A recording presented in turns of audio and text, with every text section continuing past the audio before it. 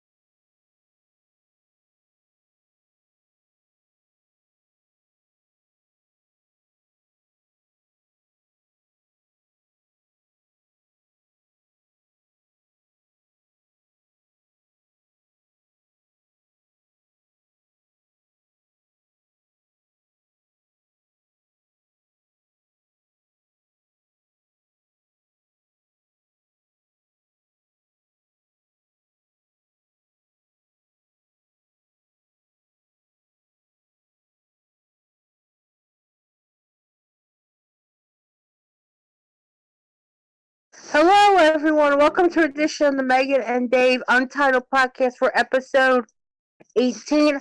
I'm your host, Megan, and that's Dave over there. Hello, everyone. Hi. So, well, at least we got stuff to cover this week with Monday Night Raw. Let me just say that again. And Hi. SmackDown. Hi. I have myself muted. Oops. Oh, shit. Yeah. Sorry. Hey, not your fault. Okay, sorry about that. That was my alarm. So, yeah, this week we're back on schedule. We have a actual rundown to cover as well as Money in the Bank predictions. Yeah. So let's get the show started. So where do you want to start? Do you want to start the stories chronologically, or do you want to go to Raw? What stories? You want to go to Raw? Let's go to Raw first, then. Yeah. Okay, then we go to stories. We have Raw and SmackDown in the UK, both in London. So tape delayed. Half the people that usually would watch it probably didn't. Yeah, I was paying attention to the Raw spoilers, and Actually, I will say, I was actually looking at the ratings reports as we started here. Apparently, for this week, Raw's ratings actually went up, SmackDown's went down. Oh. Yeah. I was looking at SmackDown's ones. I was thinking, oh, okay, their ratings down may have something to do with it being on tape delay and all that. But then I saw Raw's went up and okay, there goes that theory. Mm-hmm. Anyway, Raw had the Miz start Miz TV, talk about Money in the Bank, and said he can't talk about Money in the Bank without mentioning Shane in the steel cage. Has Roman as a guest. Reigns tries to run down Elias, call him a karaoke singer. Then Shane comes out. Then there was Elias and Bobby Lashley comes out and tag Reigns and Shane. Reigns and Miz, I should say. And there you go, tag team match player. Oh, jeez. Ends in disqualification. Miz and Roman Reigns wins by disqualification when Shane comes in. And all the heels beat them down. Yep. Yeah, it's like all the heels beat down Roman Reigns, and Miz comes in, with the old chair, and the heels run away. So there you go. Don't you find it kind of funny that a couple years ago, 2 years to be exact, that Miz and Roman were feuding. They were pissed off, and then the whole Shield saga happened, and now they're buddy. I think Miz did mention something with that. The what's it called, the face and heel dynamic can basically be like, oh, it's like, we were rivals before, but we're both good guys now, so we're friends now. All faces get along. Here's the thing. If I was a face, if I just turned face and I had a team with Becky Lynch, I would say, bitch, I don't like you. I'll never will like you. Let's get the show on the road and kick some ass. But don't cross me. That would be me. That's how a baby face that recently turned heel. Okay, a heel. I'm just gonna say this. Sorry for the technical things, folks. You're getting muffled, so half the stuff is unintelligible. So you need to fix that. All right, I should really fix this. Yeah, you really should. Hang on. Hang on. Maybe I should have muted this before I said that. Okay. Alright, can you hear me now? Okay, that's better. You can understand you more. Alright. Yeah, I'm gonna talk without my headphones. I don't know why. Don't get cheap headphones. Oh, definitely no. Yeah, they can only be listening for stuff, but not podcasting. Nope. I really need to get a podcast mic. I don't know where to get a podcast mic from. Just get a headset that's worth more than a tenner. What? $10, sorry. Okay, so for podcasting, yeah. I think Zilla has a microphone podcast. Yeah. I don't know. I gotta ask him when we see him again. Yeah. Anyway, yeah, your analogy about like, oh, I may not like you, Becky, but we can work together, kick some ass. Yeah, but don't cross me. That can work. I think that can work as a heel, as a face thing. Yeah, a heel turn face. Yeah. Heel's more like, I don't really give a damn who I'm teaming up with. I just want to kick somebody's behind. Yeah, I guessing that too. But alright. Okay, anyway, next you got Braun Strowman backstage. Goes into Shane's office.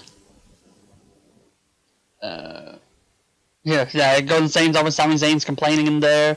So basically Shane makes Sami Zayn versus Braun Strowman in the Falls Count Anywhere match. And if Zayn wins, he takes Braun's spot in the Money in the Bank match. Mm-hmm. There you go. The Mojo Rawley versus Apollo Crews. Mojo Rawley going full Luna Vachon makeup tonight. What is he doing? I don't know. Anyway, quick squash match. Mojo wins. Poor Apollo. Oh god, like he had that one good match. I think was it going for the IC or was it going for the? He had one match, like one shout-out match, and he thought, oh, that could be, have him be serious again, have him be a decent mid card. No, he disappears again, and then we got this. All right, just a quick thing, because I'm looking at the Yankees game while I'm talking too. Yankees are actually winning 2-0 over Baltimore. This name, I don't know if you remember this last name, Wilkerson.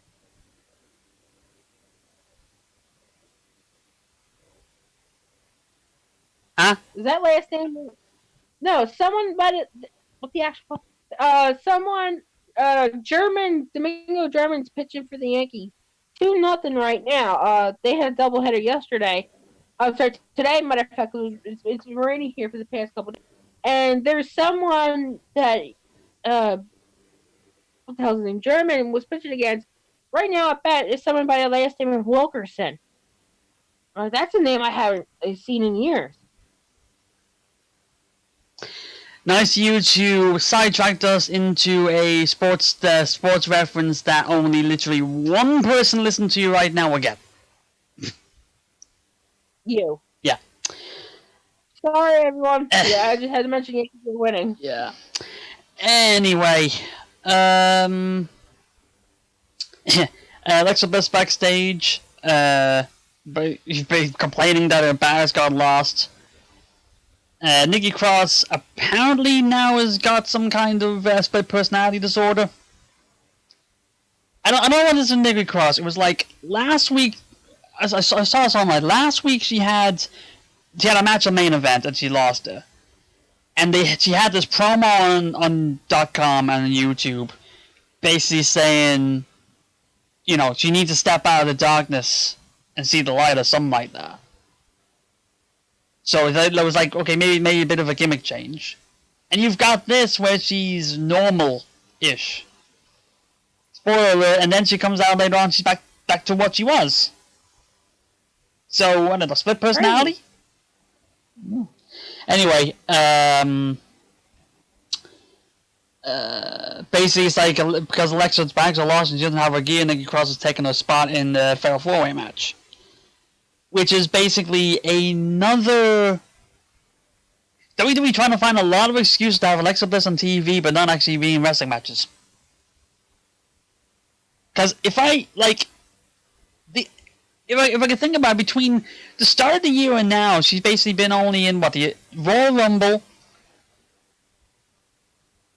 So she's basically in the Royal Rumble, and she's got this match. I can't think of any other matches she's been in. Like, any other times she's been on TV was... the host of WrestleMania, the Moment of Bliss stuff, and like one match last week, but the whole thing was just I can't wrestle because I'm in the wrong shoes. It's weird, and you're gonna get him in the Money in the Bank match. So I don't know. What are you doing here? Anyway, actually, that's another thing. Which we will bleed into the next one, the contract signing. Last week they made this whole big deal about the wild card rule, and it was like, we could throw so many people over, you know, both sides. You can have so many people on Raw and how many people on SmackDown from the shows and all that. And if I remember correctly, I think this week you only had one on each side. What's the actual? I don't know. Well, it also goes into the report earlier on with the writers basically the whole thing with the writers being frustrated with Vince along with Triple H being frustrated and all this stuff that's going on the last couple of weeks, all last minute, but I don't know. Anyway. Yo, you read it. You also, we all read that too. This shows if Triple H is frustrated, WWE is in dire trouble. The thing is, it all boils down to Vince McMahon as the last say, and it just boils down to whatever Vince McMahon feels on the day is gonna happen, no matter how much planning leading up to it has been done, or how much thinking. You know, it's like if Vince McMahon feels that's gonna happen on the day, that's gonna happen. So I don't know. Anyway, getting off topic here again. Well, kind of. The dual contract signing. So basically, because Becky Lynch was in 2 matches, rather than having 2 contract signings, one on Raw, one on SmackDown, just have the 2 of them on here. So fair enough. At least you cut it down. Yeah, that made sense. Yeah. Basically, like the one line that stands out was like Becky just basically saying the two of you got your title matches. One you can't afford to lose your first title shot, and the one you can't afford to lose your millionth. It's very. Oh jeez. Yeah. Long story short, they all signed the contract, and as usually what happens, about 90% of these contract signings, all hell breaks loose, and it ends up with Charlotte and Lacey attacking Becky and slamming her through the table. And then you got the shot of the 2 of them holding the titles up, which, well, there you go. That's what's going to end your promo package for Money in the Bank. So there you go. So you got that. There we go. What's next? Great. In the next chapter of the Stop Trying to Make Baron Corbin a Thing, Stop Trying to Make Baron Corbin happen, it's not gonna happen. Baron Corbin's beats Ricochet. There you go. I want to talk about this. This pissed me off so bad.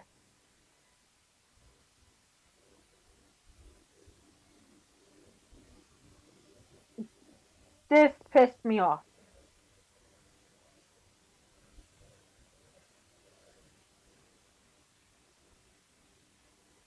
Hello? Yeah, go on.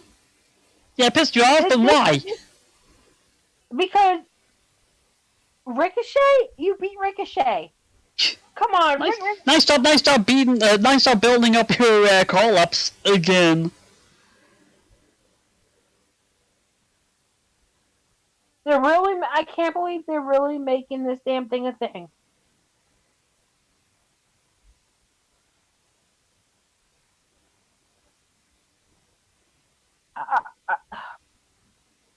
I don't believe this. I can't believe this.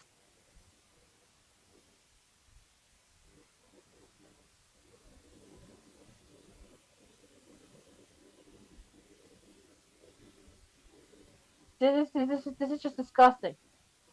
That's the one. I don't want to talk about this anymore. Anyway, simple as that. But yeah, nice job. I guess they kind of bounced back the next week, the next night, because, you know, what happens. Anyway, at the end of it, Corbin tries to climb a ladder to try to grab the briefcase above the ring, and Ricochet pushes it over. So I guess he get a little bit of heat back. Okay. Rey Mysterio's got backstage segments mentioning the whole thing with Samoa Joe. Cesaro comes in and basically says, "Are you sure Dominic's your real son?" And then brawl.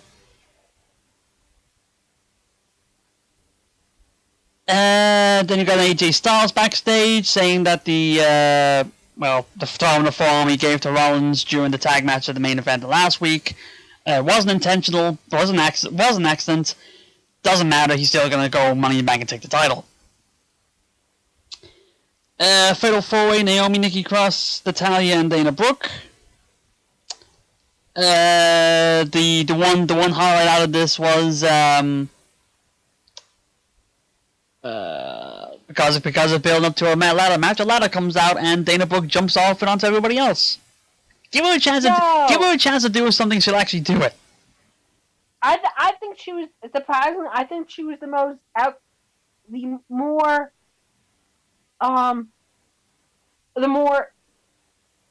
She was the one that stood out the most in this match. And this shows. Now, I don't know. I'll leave my prediction towards who I think's gonna win, but yeah. Yeah. And then apparently Alexa Bliss and Nikki Cross are now a team now because Nikki Cross and Alexa Bliss help put up together a ladder, and Alexa Bliss grabs the briefcase. There you go. Okay. Weird. Then we got Rey Mysterio and Cesaro. I can't really say anything about this match, so make it do justice. Watch it. That's all I gotta say. Mysterio wins. I don't think anyone's upset.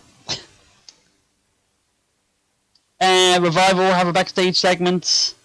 Basically say you gotta stop embarrassing us, and they chance you so there you go. And then you've got what I'm assuming is the finale of the Firefly Funhouse. La la la. Brian saying he's got a secret, and then he's got this weird Joker mask. A Slipknot mask. Or that. Someone said it was from Slipknot. But, you know, I'm a fan of Slipknot and everything like that. Well, it could be referring several things, I don't know. Anyway, there's that. Rollins has a backstage segment. Basically responding to AJ Styles and saying that he's gonna win. So there you go, there's that. And then at the end of the show, Braun Strowman and Sami Zayn, Falls Count Anywhere match. The wannabe Shield interfered several times to beat down Strowman. And End of the day, Sami Zayn wins and beats Strowman. What are they doing with Braun Strowman? I don't know. I don't know what he. I don't know. It's like they want to push him, but then they don't want to. It's like, I don't know. It's weird.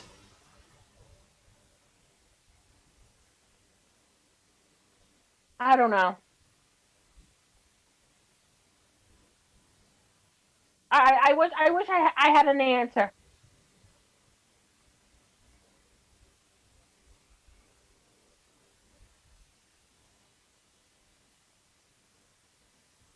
Yeah, it's weird. It's I don't know. It's WWE booking is so confusing. And the way and even then, Braun Strowman, they took him out of Money in the Bank match, but he still got to get his heat back because he choke slams Slammy through the announce table. And apparently that was like region specific. Because apparently, I think it's like I don't know which way it was, but it's like if it was in the US, this bit wasn't shown. But if it was in the UK, it was, or one of the other ways. I don't know. It's weird. I don't know. But anyway, they put it on YouTube, so I guess it did happen. There you go. So Sammy's in the Money in the Bank match. Well, this is gonna be confusing as hell because two of my favorites are now in this match. Yep. So SmackDown. Big clusterfuck to start the show. Roman Reigns comes out to remind us he's on SmackDown. Actually, no, wait, he was... Okay, so, wait, it was 2 on Raw. Never mind. Miz comes out. So there you go, return the favor, I guess. Then Shane Elias comes out. Bans Miz from the building, so there you go. Shane brings out more people. Brings out Daniel Bryan and Rowan. So it's like the 4 of them against Miz and Reigns. Then the Usos come out. So they even the score. And they'll clear the ring. Then after later in the night, it was like... there's a 4-on-3 handicap match booked. So it's Shane Elias, Bryan and Rowan against Reigns and the Usos. And basically said if the Miz comes anywhere near the ring during the match, his match with Shane is off.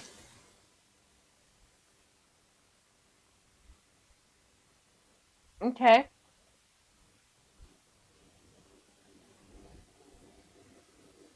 Yeah. Anyway. Next. 1 second.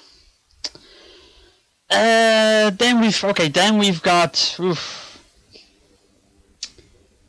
I got a promo leading into a match. So Randy Orton is in the ring, basically saying, no one's gonna stop him from winning Money in the Bank again. Then Andrade and Selena comes out, and they say Andrade's gonna win. And then they're the only two to do promos.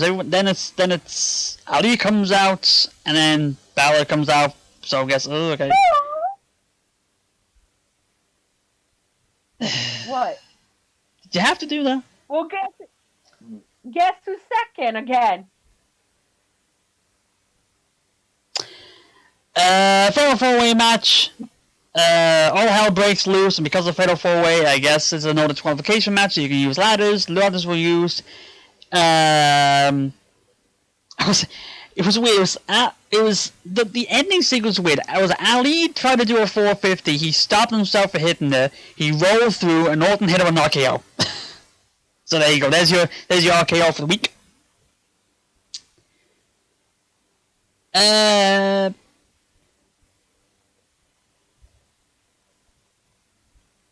of the match was Andrade. Andrade wins the match. And Andrade pinned my favorite. Yep. Why couldn't damn Ali take the fall? I don't know. Anyway, Andrade sets up a ladder and was slowly climbing it up, and just before he's about to get to the top, Ricochet comes in, springboards onto the ladder, knocks Andrade off, and he grabs the briefcase. So there you go, briefcase. The match is over. Ricochet already won. There you go. Ricochet could you hijack the briefcase? Yeah, you're gonna have to give it back. I don't think that contract's legally pending yet. Yo, wow.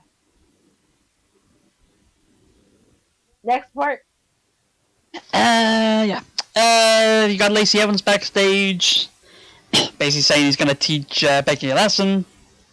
Yeah, there you go. Then you got the 4-on-3 match. It ends with Shane hitting the coast to coast to Jey Uso for the win. Soon as the match ends, The Miz comes out with a steel chair and Shane runs again. So that's twice now that Miz has done a running with a steel chair and everybody runs away.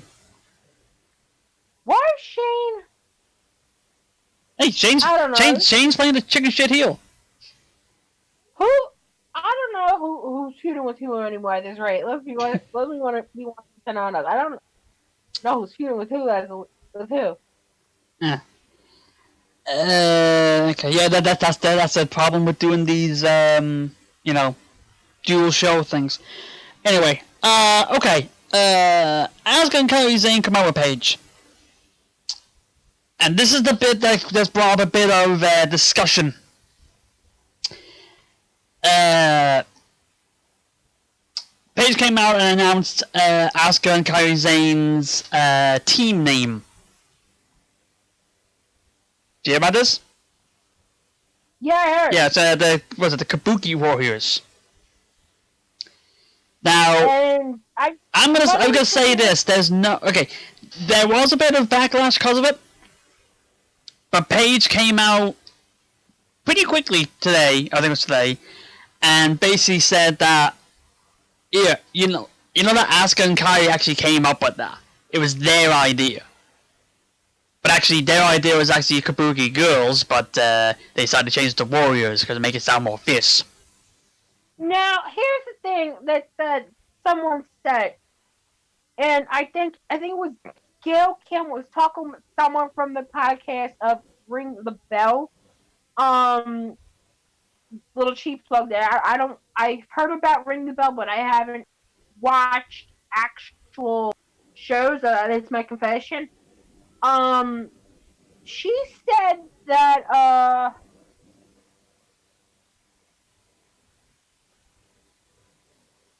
I'm trying to think.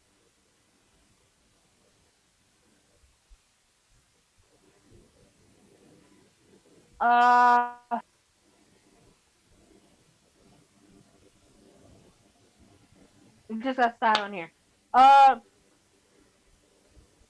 So, she said that Asians don't have,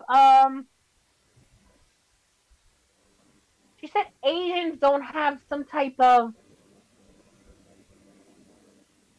she said Asian, I don't know, I don't want to sound ignorant thing.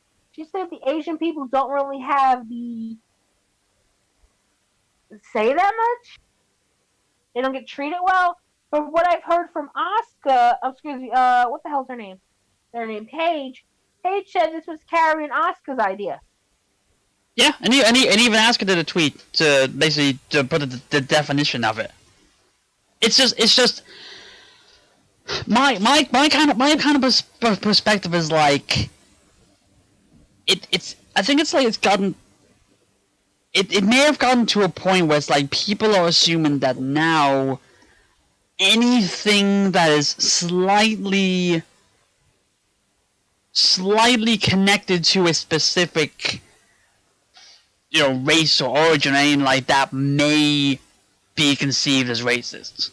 It's like, saying, anybody from Japan is like a samurai warrior or something like that. But it's like, oh, hang on, one second. Yeah. Sorry about that. But it's like, it's not always insulting,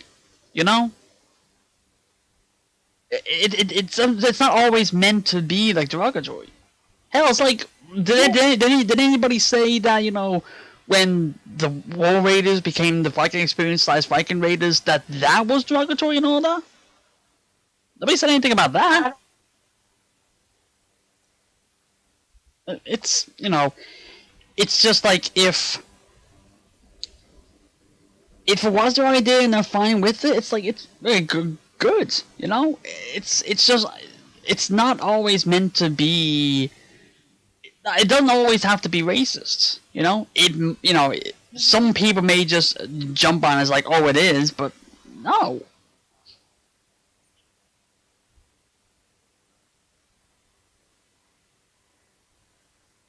If it turns out to be, that's fine. You're not gonna, then fine. I got a reason for it. It's like there's worse. There's worse out there.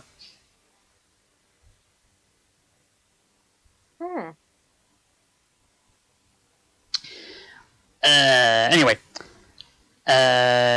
we have tag team match against Rose and Deville, and Asuka rolls up Mandy Rose for the win. So there you go. I don't have a say in this match. Backstage we had a Laura staring contest. That's about it. Speaking of... Oh yeah, the news for him with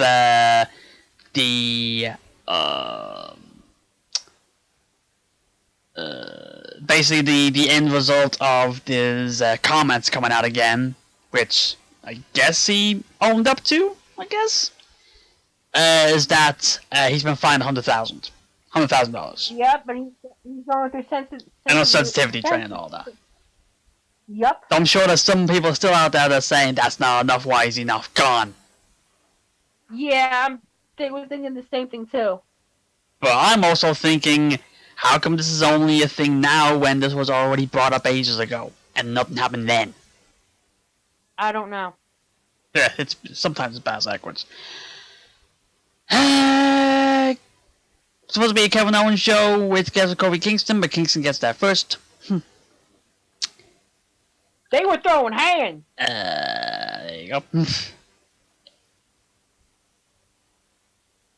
But yeah, that's basically it. Basically boils down to Kevin Owens and Sami Zayn beating up Kofi. Then Xavier Woods comes out and evens it out, and Kingston hits Zayn with Trouble in Paradise. So there you go.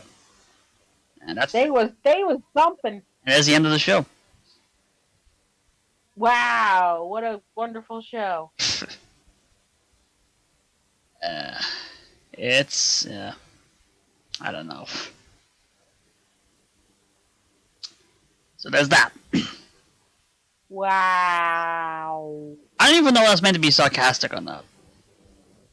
Who? You. You're going, wow. Wow. Yeah, I'm guessing that is meant to be sarcastic. Anyway.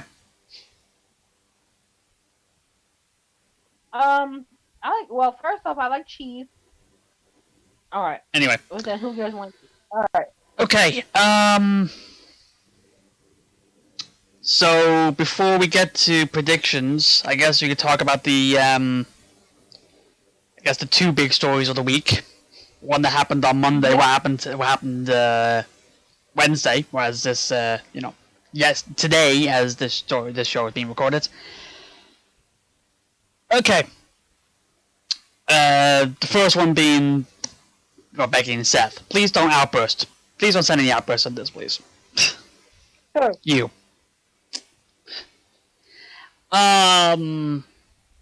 Okay. There's been speculation coming out for a while about Becky and Seth being the thing.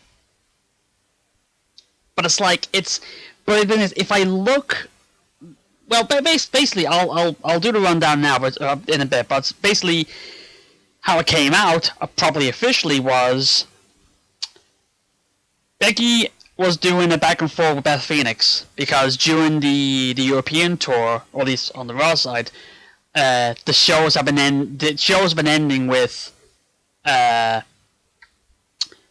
Becky, Beth Phoenix, and Natalya beating down the Riot Squad at the end of the show, at the end of their bit. And like you see in the digitals, it's the three of them. Becky's got the two belts, and Beth and Natalya, like holding their hands up. And it's basically been like, it started with Becky was saying, hey, don't get too close to those titles. And it was Beth came back and says, don't worry about it. I'm not gonna get all thrown up about, the number of title reigns. So basically, thrown out Charlotte. And then Becky comes out and says, "Oh, don't worry. I think we're neck and neck now." Posting the picture of Becky with Edge. So a little bit. It was basically a little bit of a jab. Beth comes out and says, "Well, we're getting our guys involved." And then Becky says, "Well, I'll go check and text Seth Rollins," which was basically the first properly official indication that they were a thing. And that blew up the internet a bit. It was like, oh my god, it's actually happening. And then the next day, Rollins officially makes it official. Post on Instagram was saying, well, I guess I'm allowed to post this now, and post a picture of the two of them kissing. After, yeah, I told you not to do any bow bursts, please. After Seth won the title of WrestleMania. Could you stop, please? I'm glad Finn lost today. Lost on Tuesday. Thank you. There you go. Also another case of nobody's listening to me.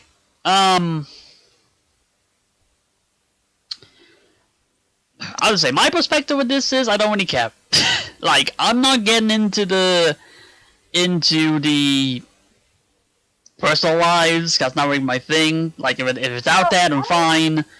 But my kind of look into this is, like, if you look at stuff, I'm surprised.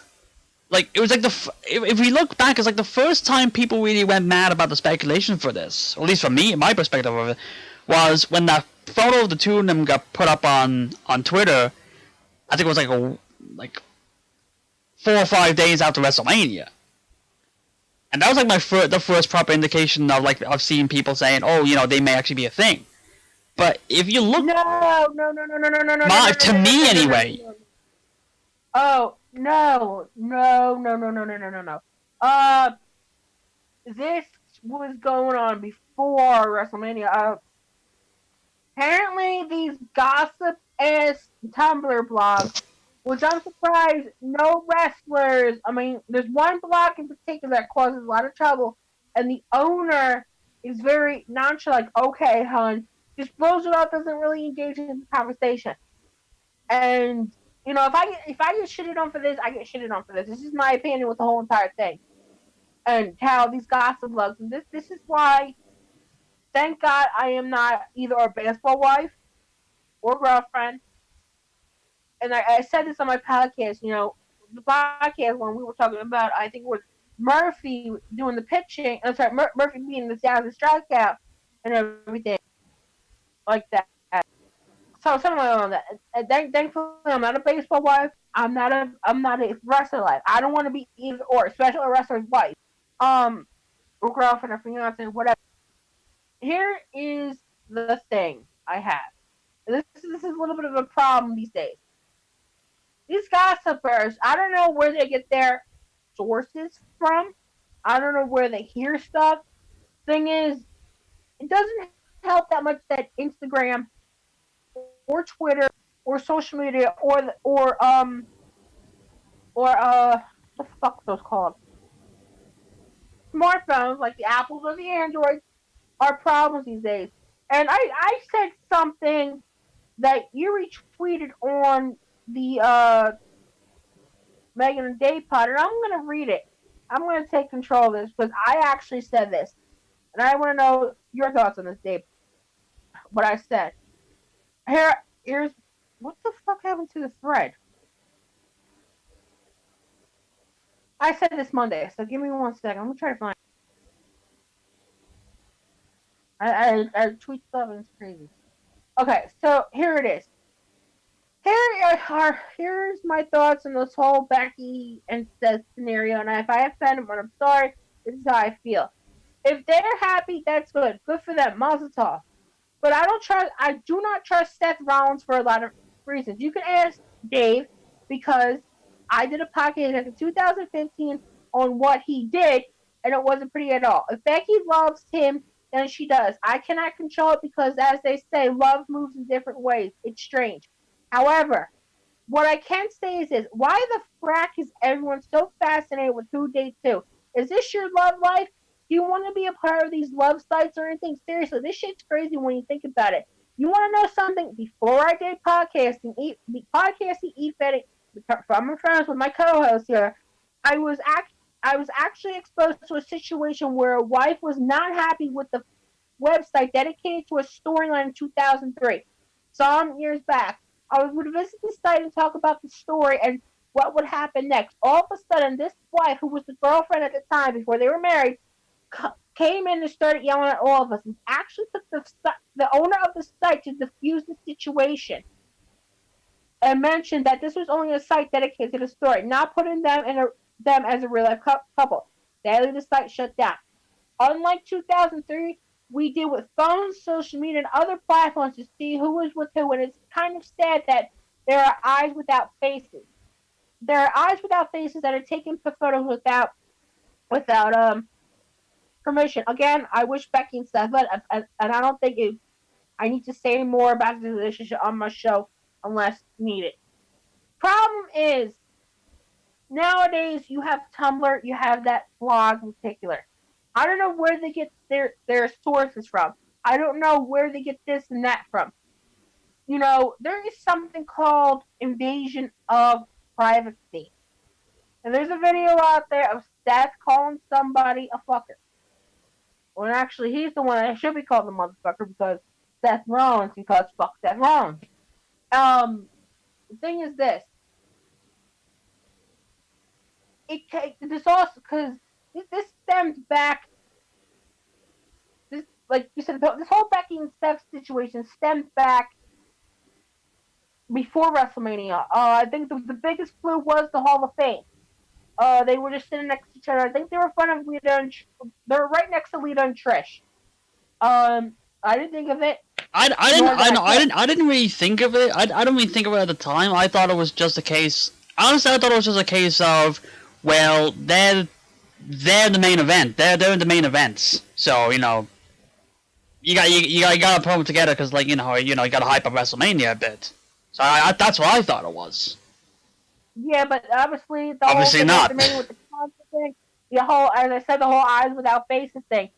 This reminds me of a situation with, God forbid, I don't like saying this, Finn and Kathy, where a couple, again, the gossip blogs, the Tumblr blog, once again, saying stuff, and then someone snapped a photo of both of them walking down, I think it was Midtown Manhattan, and the rumor was he was living in Brooklyn. It was got to the point where it got a little bit crazy here.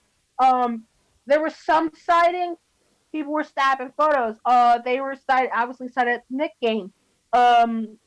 Finn lived in Brooklyn. They lived in the same apartment. I do want to apologize beforehand from these people. And this is what I say. I'm like, what? And then apparently, allegedly, well, they did break up, and allegedly there was some stuff on both parties. What else? Depression, going on Total Divas, which obviously brings the whole insight of who's with who, and so forth. I mean, we don't know the exact story. And another thing is, and you know how protective I am of Finn. Apparently, there's something going on, a big rumor thing with him and some Fox Sports chick in Mexico. Again, I'm protective of Finn because I will say this: if anything happens to him, I'm whooping someone's ass. I am like this with friends, I'm like this with family members, and whoever I care for. You know, even though I'm older, I'm not actually trying to, think of getting with wrestlers now because, as I said, I don't want to be in the limelight of being a wrestler's girlfriend or baseball girlfriend. You know what I mean, Davey. Mm-hmm. You remember? Mm-hmm. So Dave remembers. You know, obviously, if you want to question my love life, I was with someone until I found out he was fucking around with someone behind my back. So, you know, I gotta be careful. My guard is 100% up. But if you're a friend, someone I deeply care for, like that, even though I don't know him that well, or a family member, and if someone gets hurt, I'm whooping your ass. I mean, even people say she's nice. People say she's not nice. We don't know that. It's the same thing because the thing is, here's the thing. I now say this again. I don't trust Seth Rollins. And this is the exact quote I said. Cheaters shouldn't get the world. Cheaters should feel ashamed what they did, and cheaters should feel disgusted. I don't know why Seth Rollins is constantly getting the moon and the sun when there's other people. And for the first time in my life, I feel bad for Becky. But I said, love moves in different ways, and this is a strange one.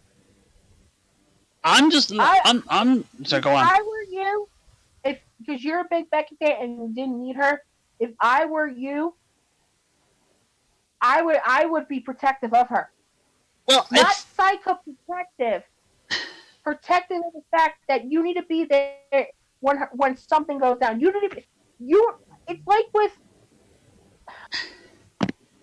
Lord Jesus, help me if we get kicked off the air. I do want to apologize for this.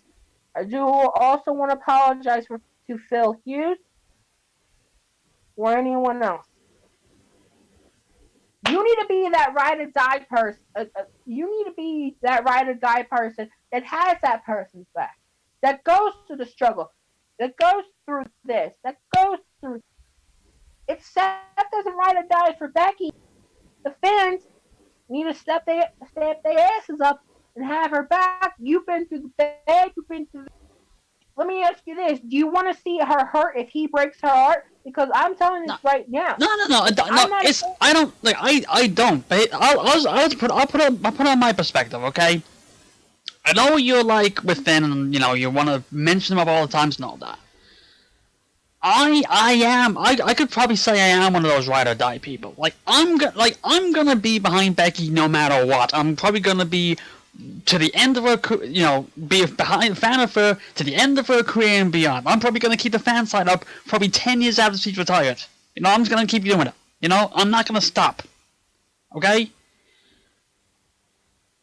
I'm not someone who's going to. I know. There's a lot of people that express their fandom for all the wrestlers openly, and all that. I'm not one of those people. I'm gonna be quiet to myself. I let me do my fan side work. Me working on fan side. That's my fandom coming out. I'm using a creative thing. I'm using a what's the word? Productively. I'm doing it productively. So, that's that. And, like I said, I mentioned last week and met Becky and I told her about it and all that. And there was a part of me that's kind of been obsessed of, oh my god, all the details happening. I kind of want to see that again, like even the stuff that happened at the show. But that's for another time. I'm gonna be someone that's like, I'm not. Her being with who she's with isn't gonna change anything. I'm not gonna be. What's the best way to put it? It's like, if like I said, of course I'm a fan. It's like there's a part of me that's like, oh, why is she with X? Why can't she be with me? That kind of thing. You're probably the same. But I'm not gonna go out and say that every week. It's just like I didn't really care that much that she was with Luke Sanders before, and that ended. I'm not really bit too fussy about for being with Seth Rollins. It's a thing. It's out there. It's fine. That's okay. If she's happy, good. Is this going to last? I don't know. Is this going to end in disaster? I hope not. But I just know that my fandom is with her. It's not for the couple, it's for her. And whatever she does, whatever she wants to do, I'll be supportive of it. But here's the thing, if we're not supportive of whose relationship, you're labeled as a hater. But that's the thing. It's like I'm not gonna think any less of her because of whoever she wants to be with. If she wants to be with someone, that's fine. Like I was saying before, like there was probably hints. You know, this only came out last week. There was probably hints of this being a thing for ages. If you actually look at it, there's been probably hints of this happening from January, even before that. So, like, we don't know exactly for sure how long it has been a thing. It's just happened to be official now. But I'm not looking at it as like, oh, he's with Seth Rollins, so that's terrible, or that's great. I'm not gonna think that. It's happened. It's a thing. I probably looked at that picture and like, oh wow, that's a thing. Okay. But it's not gonna change anything. I'm gonna keep working the fans. I'm still gonna be supporting them. I'm still gonna be trying to brag how I got my sign up on WWE.com. It's not gonna change anything. Like with you, it's like you weren't necessarily a fan of Finn being with Kathy Kelly, but that didn't change you being a fan of Finn. I still do my shtick, Hey, my man shtick, my shtick. That's not gonna stop me. That's sort of synonymous now. Yeah, but it's like I'm gonna keep doing what I'm doing, and that's that. I'm gonna be supportive of her. I'm gonna continue being supportive of her. If she wants, I'm not gonna try to dictate what she does. If she wants to do her own thing, that's fine. I'm not gonna be one of those people that's gonna hog on her and it's like, oh, this is right, this is wrong. You should be doing this, you should be doing that. She can do what she did. She's been doing what she's doing, for the last 9 months, and it seems to be, well, not even 9 months, and it seems to be working grand. So, like I'm also not one of those people that's like, I'm not gonna look at a character and assume that's her character, because I know damn well, like, until personal experience, that's not the case. Like maybe a bit delusional when looking at the way I want to look at it, but there you go. That's the way that's the way I want to look at it. There you go. The two of them being the thing, like you said, muzzle love. I'll let it play out. But my only concern with the two of them being together is WWE better not make this a thing on screen. Thank God they better not make this a thing on screen. But here's the thing: if we don't agree to a relationship, whether Finn's with someone, Becky and Seth, whoever, Megan and John Ryan. Wait, what? Y'all didn't hear that. The hell? I said Megan and John Ryan. I heard it. Anyway. Lord. Why did I fuck myself? Anyway. Do I need to cut that out? No, just keep it. Anyway, what the fuck? Anyway, say what you want to say. Pretty funny, anyway. Because we're both 7 months and 7 days apart. Anywho, but thing is this: if we don't approve of their relationship, we're labeled as haters. We're not labeled as haters. If we don't care for certain people, we're not fucking haters. Like, are you serious? I don't know. All right, let's get to predictions. Say it's called having an opinion. We don't necessarily have to like everybody you don't like. I mean, it's like it's like, hey, Megan's not a big fan of Becky Lynch. I don't really care as long as she doesn't rub it in my face. But you still do. I don't like Seth Rollins because fuck Seth Rollins. Well, I'm not gonna say anything about that. Okay. I preferred Ambrose before he left. Anyway, so the other big story that came out, and I'm not exactly sure what your opinion of the group is now, since it's been an evolving thing lately. But it's been teased for another thing that's been teased for a bit, but now it's official. AEW has officially announced that they've got a partnership with Turner, and they're going to have a primetime show on TNT. Where have we heard that before?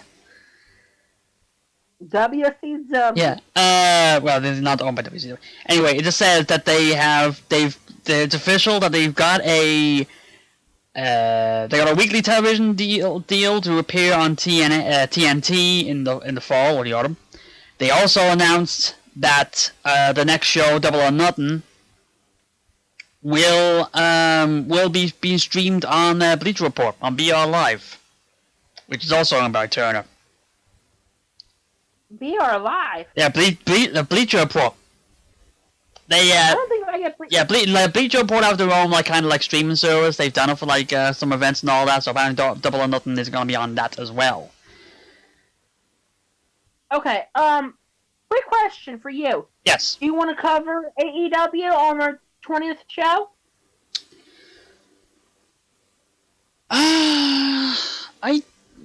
If I get a chance to watch it, maybe. We'll see. But it's they're not gonna have a weekly thing until probably October or something like that. Yeah, right around after our birthday. Yeah. So it's we may mention we may mention it on the show, but it's I'm not someone that's really up to date with the independent stuff. With AEW, I don't even watch Being the Elite. So I'm probably the one wrestling fan on YouTube that doesn't watch Being the Elite. But there is the kind of curiosity about what they're doing. I mean, it's a big thing, but shit. It's just the only real concern I was thinking about it was we've heard it before. Big wrestling promotion going to be on TNT, have a weekly show. My kind of concern is, and there's probably some people that are thinking, have it on Monday night to go against Raw. I'm probably going to be one of those people that says, no, don't go up against Raw. Not necessarily because, it's not big enough to compete against Raw. But more, with the way WWE is right now, and the ratings dwindling and all that, I don't want it to go. In a weird way, I don't want WWE to sink any lower. It's AEW being the thing. I want them to give WWE a big kick up the ass. But I don't. But to wake them up. But I don't want. I don't want WWE to suffer anymore, because I got a feeling that if WWE lose more ratings because of AEW, I'm thinking of the workers. They ain't all gonna stay. It's if WWE keep losing the revenue, they ain't gonna keep all those people there. Okay, fine, some of them may go to the AEW. Not all of them are gonna. So I was just thinking. Some most likely what's gonna happen is they're probably gonna take up the Tuesday night slot after SmackDown goes to Fox, and they're probably gonna move to a Friday night, which works out. That'll work out in the end. When that time comes, our podcast will be screwed up. Yeah, because a lot of stuff's gonna be screwed up. Yeah. Watch this space. Huh? No, I just said watch this space. Yeah. So let that go. Hang on. I'm just take a look at this again. But it's it's just weird. If everybody thought what happened with WCW and how that got taken down, because basically WCW was on Turner for so long, on TNT for so long, because they had despite everybody working at Turner didn't want wrestling to be on the networks, one person did, and it was the only person that mattered. Now, Ted Turner. Okay. That was basically the whole story. It's like everybody at Turner wanted wrestling to be off the networks. They didn't want Nitro on TNT. They didn't want Thunder on TBS. They didn't want them. They wanted to take it down any opportunity they can. But Ted Turner was the one person that said yes or no, and he was like, he loved wrestling so much, he bought WCW, he put on the networks. The first chance they had, once they took Turner out of that power position, was they canceled Nitro and Thunder and killed WCW. 18 years later, it's a whole different story. Now TNT are putting wrestling back up. They want wrestling on the networks. How times have changed. Mm-hmm. It's weird, but it's so yeah, there's that. It's just my only real concern is that I know that AEW have a lot of, they have a lot of backing, and a lot of people are are gonna be hoping, this is the thing, but it's just my hope. My only hope is a hope that they don't fall flat on their face. Because we had All In, but to be fair, that was kind of like a co-production with Ring of Honor. This is their first proper on their own thing. So it's more, can they back it up? Can they actually be able to make this a profitable company? Can they actually be able to keep this going past, one-off special shows like Double or Nothing or All In? Can they actually, they're hyping them up and say it's going to be less scripted than WWE. Can they actually be able to maintain viewership with that? We'll see. Time will tell.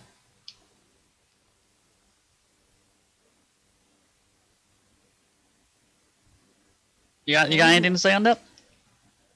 I think you covered that part pretty well. Okay. So, with that out of the way, let's talk Money in the Bank. No. Alright.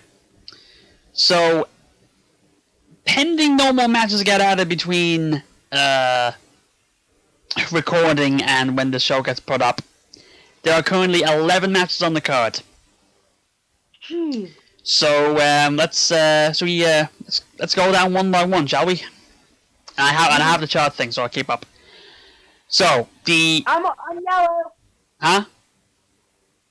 You want to do new colors? We haven't had them for we only had these for a little while. Let's keep them the same. Let's not change them too often. Okay. So okay. But let's wait till my 10-year anniversary of the high school reunion stuff. Alright, say so. Should we get going? Yeah, go right Okay, ahead. first off, the pre-show match. We got Daniel Bryan and Rowan against the Usos. Oddly enough, even with the tag champions in the match, this is booked as non-title. This is non-title. This is non-title. Okay, they gonna throw a curveball at us. Oh, we should say interpromotional here. Oh yeah, it actually is. But that probably is why it's non-title. Anyway, who you got?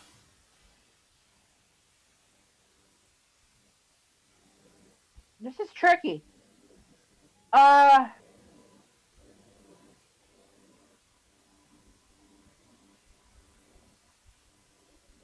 gonna say it's the tag champion. Okay. Even though it's not the title, I don't think they should lose this. To be fair. Yeah. I'm with you there. I don't think Bryan and Rowan deserve to lose, like especially for the tag title, the tag champions. But because it's non-title and because on the pre-show, I'm gonna say the Usos. Did you say they're gonna throw the curveball? I think they're gonna do it with this one. So who you're saying? So I'm saying the Usos. Okay, first disagreement. Versus agreement. Okay. It's not going to be a clean sweep of agreeing. Money in the Bank is this Money in the Bank. This pay-per-view is going to be tricky. Let's be 100%. Ow. Yeah. Let me be honest. All right. Okay. All right. So I made my own order here. Steel. Okay, let's go with the steel cage match. Shane McMahon and The Miz.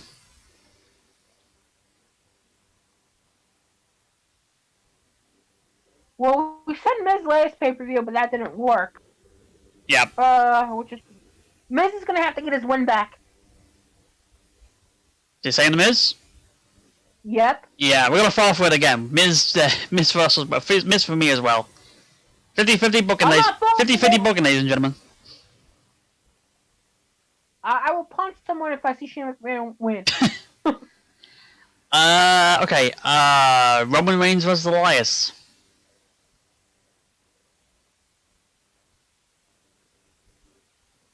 Who you got? Roman. Yeah. The only person that's not applicable to the 50-50 booking rule. You must win all the time. Yep. All right, I'm gonna do the title matches last. So we go into the Money in the Bank matches now. Okay. Oh God. Okay. Start with the women's one. For completion's sake, it is Natalya, Dana Brooke, Naomi, Alexa Bliss, Bayley, Mandy Rose, Ember Moon, and Carmella. Okay. So 8. 8. Okay.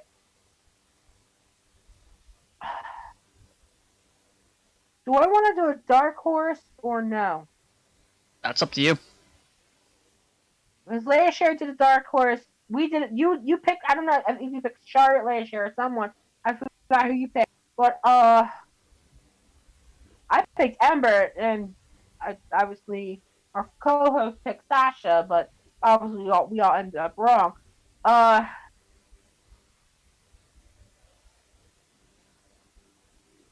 tell you who it's not gonna be. It ain't gonna be Natalya. It ain't gonna be Ember. It's not gonna be Carmella, and it's not gonna be Naomi. I'm checking it right here. Last year you had Ember Moon and I had Sasha. Who did our former co-host have? Sasha.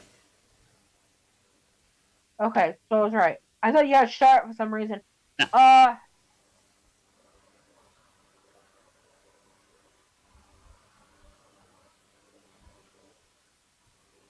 I'm gonna throw a curveball. Okay. This is gonna be a big curveball. I think Bayley's gonna win.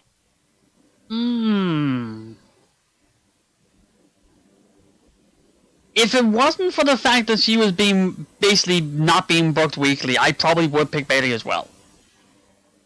See, it's weird that she'd be a dark horse in this. I'm gonna pick Bayley here because, to be honest, I have a weird feeling something's gonna happen. My logic kind of goes down to, somebody is going to come. Somebody not in the match is gonna come out and help somebody else win. Okay. But that would apply to both Alexa Bliss and Mandy Rose. Okay. So, I'm kind of thinking, will they try put on Mandy Rose to build her up and have like the sidekick kind of, or will they be crazy enough to have Alexa Bliss win again when she won it last year and cashed in the night on? You know the IWC will riot because and I will say this right now, it's Blonde Girl. Vince McMahon loves them.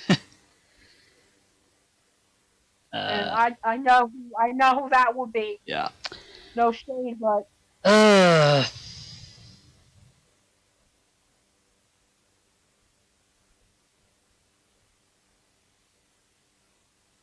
logical side of me is obviously saying Alexa Bliss may take this, but in a weird way, I'm gonna go dark horse as well, and I'm gonna be mad for picking this. I'm gonna go Mandy Rose. oh, okay. the internet may explode a bit, but it's like, I just think that it's also going off my rule of whoever was on the upper hand on the go home show won't win. I'm just thinking you had Alexa take the title. It basically not even have a match, but they took the briefcase. Because of that, I can't see it happening again. And if Nikki Cross comes out and tries to help Alexa, I feel like it's gonna backfire. Or Nikki's gonna go crazy and is like, she's gonna take out Alexa. But it's like, of everybody else in that match, I can't see Natalya win, I can't see Dana Brooke win, I can't see Naomi win, even though she won the fucking Battle Royal a couple of years ago, but that went nowhere. Sadly, I can't see Ember winning, and I can't see Carmella winning it again. So it's like, and also Bayley, if she was actually, booked, I probably could see her win, but I don't. So, on that process of elimination, I'm just gonna pick Mandy Rose. I'm most likely going to be wrong on this, but then again, for WrestleMania, I didn't go for the Iconics, so I really should have, and they won, and I lost, so there you go.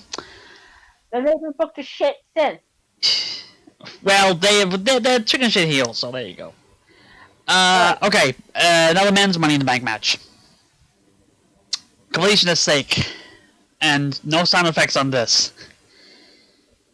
Sami Zayn, Ricochet, Drew McIntyre, Baron Corbin, Ali, Finn Balor, Andrade, and Randy Orton. And you just went off for Andrade. No, I know, but the timing was off. That's all. No. Okay, here you go. Ow! Just hit myself though. I got a question. All right. Who was Money in the Bank? We have a champion going in this match. Finn. Yeah. Okay. Out of people that were holding the title, who won Money in the Bank?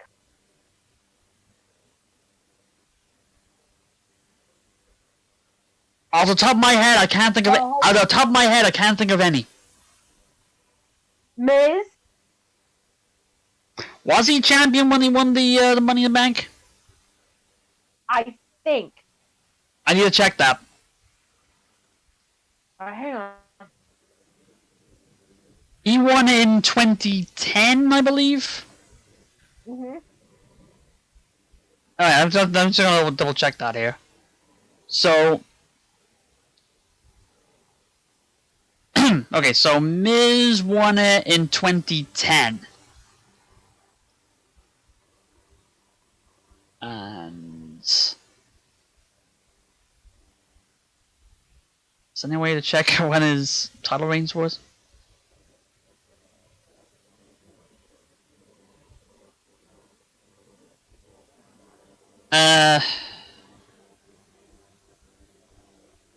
Okay, they may need a bit of research, but I need to check this title reigns. I don't think.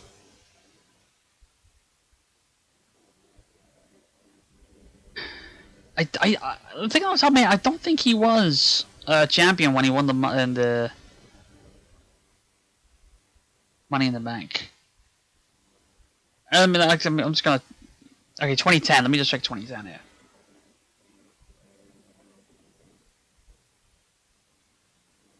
So I'm doing mad bit of research here.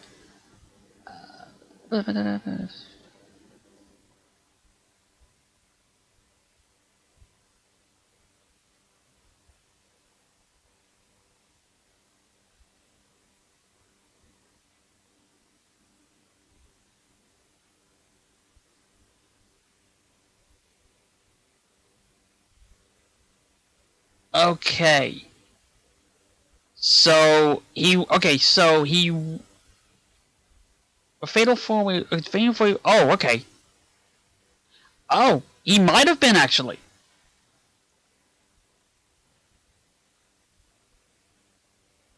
Because he won the United States title the previous pay-per-view. So he might have been he might have been US champion when he won Money in the Bank. I need to double check his reign here.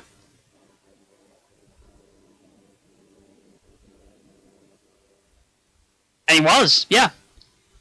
Is that no? That's what that's. I also know Sorry, this is confusing. I'm trying to match the dates. I also know Jericho was Intercontinental Champion going into the WrestleMania Money in the Bank. He did not win. He didn't win it. No.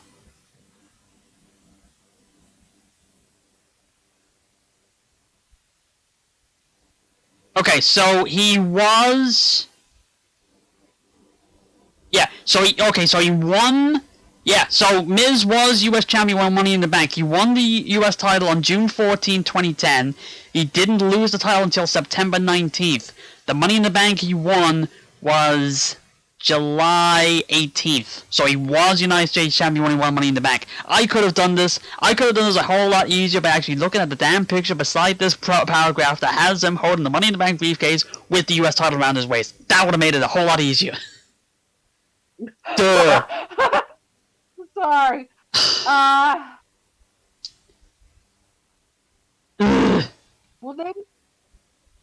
Will he be? You know.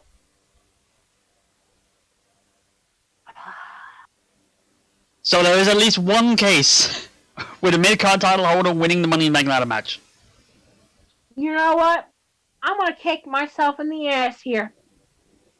I think the one who's gonna be winning Money in the Bank is McIntyre. McIntyre should... Yeah. He should win it. And also, he's got one of his, like, helpers in there as well, like Baron Corbin.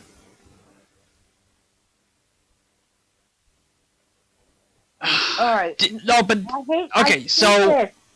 Huh? I don't know. Okay. So you're saying McIntyre? I guess so.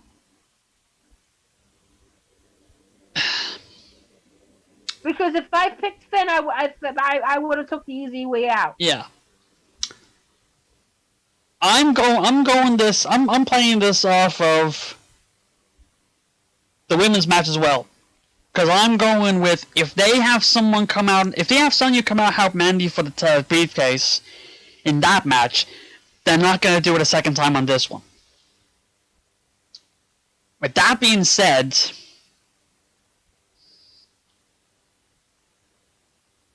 I'm going to say Andrade. Oh. Because there's just something in my mind that sees Selena Vega holding that briefcase all the time. I mean, and also it's like they're building him up pretty nicely. Not to bring it up again. Oh, actually, but then again, that would go against my rule. Fuck it, I'm gonna say it. I'm gonna say Andrade wins.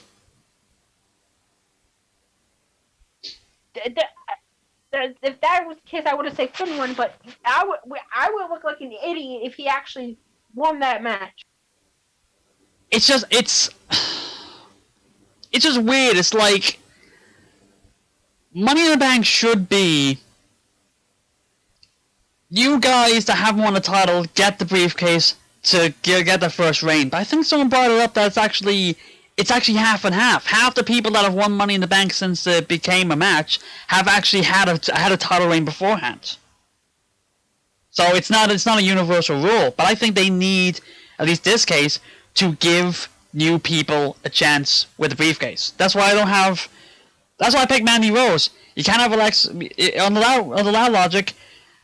Actually, on the loud logic, on the women's match, 1, 2, 3, 4, 5 of them can't win it because they're former champions. And on the men's one, 2. So the men's one actually has more new blood, so to speak, for the main event picture, if you count Finn Balor's one-day reign. So yeah, I would count Finn as a main event player because he can go main event players. But if you do count him, it goes along with my logic of you can't count him winning because he's already there. So you need to use the Money in the Bank match to build someone new. Why did Ali wins and all of us be like, whoa? Still. Anyway, okay, so we got that.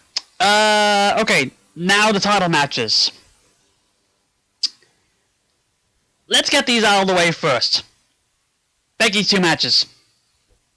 Raw won first. Becky against Lacey Evans. Ooh, wow. Becky's gonna retain. Retain the Raw one, yeah? But she's gonna lose the SmackDown one. Oh. Exactly what I'm thinking. And I'll tell you why. I'm gonna call it cash-in. Oh. You think they're gonna do that 2 years in a row? Alright, never mind now. Oh, actually, that reminds me. Are we gonna do the cash-in rule? Yep. Okay, so I'll just explain that for those who weren't in the listen to the podcast before. We're gonna include the cash-in rule that we've had before, which basically says you can call a cash-in on any pay-per-view. If you call it it's gonna be a cash-in and it doesn't happen, that counts as a loss. If you call the cash-in, you have to say if it's going to be successful or not. If it's a successful cash-in, that counts as a win. If it doesn't, it counts as a loss. I believe that's how it goes. I think it's like if it's a cash-in but it's a fail, it's maybe 1-1. If there was a okay, let me back up. If there was a cash-in, Officially. if someone calls official cash-in, if someone calls cash-in, okay, and the cash-in does not happen on the show, we don't see the person, nothing happened. However... No, I've counted it as a loss before. If you call the cash-in, but it doesn't happen, it counts as a loss because it didn't happen. Okay. But if it does happen, and it's official, and you have to call either way if it's going to be successful or not. I think it will be 1 point if it's a successful, 1 point if it's a cash-in is official, and another point either way if it's successful or not. Like if you say a cash-in and it's successful, it's a successful cash-in, 1 point for the cash-in, 1 point for the title change. If you call it a cash-in, you call a cash-in successful, but it's not. 1 for the cash-in, 1 win for the cash-in, 1 loss for the result. But if you call the cash-in and it doesn't happen, that's a loss automatically. You cool with that? Yep. There you go. That's the rule. So, off of that tangent, are you calling a cash-in? I'm gonna save it. You're gonna save it, okay. I am not. But, back on topic here, because we may as well put the two of them together because you did it. You've got Becky retaining over Lacey, but you've got her losing against Charlotte. Yep. I'm gonna say the same thing, but this is the one thing that's gonna make me think, may want to double think this. The fact that they are gonna have a WWE 24 right after the pay-per-view. That involves Becky Lynch. Are they gonna have her lose one of the titles when they've got that playing after the show? That's my only real concern. It's like, my kind of logic with this is they haven't officially said one way or another if Becky's gonna be on Raw or SmackDown. But if you look at the tour pictures, not counting the Dublin show, thank God, she's been on the Raw side the whole time. Which I'm thinking that telegraphs her she's going to go to Raw. Yeah, because they WWE won't split up a couple. That too. But even then, it's like, I think it's like they want to use the star power for Raw. And basically, you strike when the iron's hot. Becky's got the star power right now. And obviously, SmackDown has star power going into Fox, so... And also, it's just, I also don't see them moving Charlotte to SmackDown and keeping Becky on SmackDown as well. I don't think they could have both of them on the same show. It's like there's going to be one on one and one on the other. Because Charlotte said the feud ends here. But there you go. But then again, this could also be a Kevin Owens and Sami Zayn situation where everybody just want to keep them separately, but WWE's like, no, we're going to keep them together the whole time. But anyway. Okay, the one title match we probably have no clue what's going on at all because we don't watch 205. Cruiserweight title, Tony Nese, Naria Daivari. Wait a second. This isn't a pre-show match? This is not a pre-show match. At least not. At least not yet. That can change. Yeah. I'm gonna say Nese retains. You say Nese retains? Yep. Yeah, I'm gonna say the same thing. It'll be too soon to take the title off him. He only just won at WrestleMania, so. Mhm. Okay. The U.S. title. Samoa Joe and Rey Mysterio rematch for WrestleMania that lasted the best part of 60 seconds. Joe retains. Yeah. There's a part of me that can't see Mysterio win the title again. I think it's like he's at the point where it's like he doesn't need a title. So yeah, there you go. All right, now the two main event titles. I'm gonna repeat this. This is what you think will happen, not what you think what you want to happen. Universal title, Rollins and AJ Styles. AJ. You think he's gonna win it? You think AJ's gonna win? Or are you just saying that because you want it to happen? Fuck Seth Rollins. I'm picking AJ. I don't give a shit. Right? I have a bounty on his head. I know I'm gonna lose, but I'm not picking Seth. Seth ain't my champion. Fair enough. I'm saying Seth because. And then the WWE title match: Kofi against Owens. Kofi. A terrible champion. You know what? I think WWE gonna go mad and they're gonna put it on Owens. What? There's just something about this that makes me. It's not necessarily. I'm not saying this should happen. Like I said, I don't think this should happen. But I just think a part of me is just thinking WWE is thinking Kofi winning a WrestleMania was never the plan. Because he was never the plan. He was never the plan to be in the WWE title picture until Elimination Chamber. Then it's like they had no choice but to put him in. Something is just telling me, okay, you've had your fun. Kofi's had his spot. He's got the title. Now let's get back to a regularly scheduled program. And going to put it back on Kevin Owens. No, you would say Kevin Owens. I mean, no disrespect to Kevin Owens or anything, but come on, no. Like I said, I'm not saying it. I want it to happen. I'm just thinking WWE may be mad enough to do that. This is going to be one of those cases where I hope I'm wrong. Well, I'm going to change my prediction to Seth Rollins because we have to suffer through it. WWE wants us to do that, so change my prediction to Seth Rollins. Are you sure? Sadly. All right. I'm kind of hoping to get a couple more disagreements, but okay. So. But at the end of the day, fuck Seth Rollins.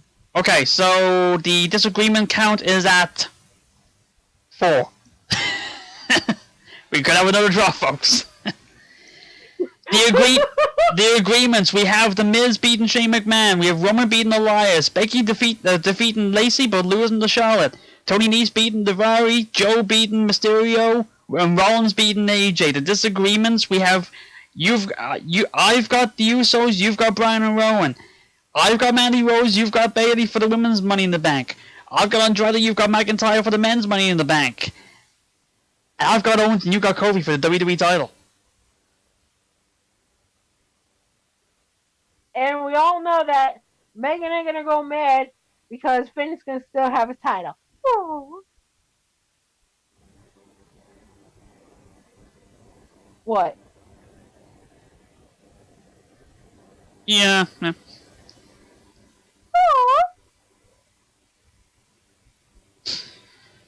Yeah. Anyway, that's I believe that's everything. Alright guys, thank you for listening to our show. Tune in next week where someone's gonna start cussing us at somebody. And I'll just say this: if you've made it all the way this far, then you've won a special prize. Our gratitude. It's worth something. Hold on. Thank you for talking over that bit. Huh? Ready? Where'd you go? I'm right here. What? Go on. Wait.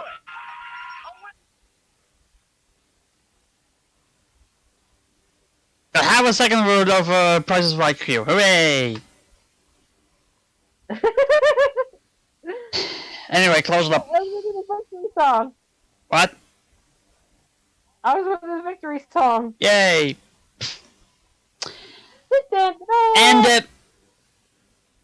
Alright, thank you guys for listening. Bye, y'all. I'm sorry.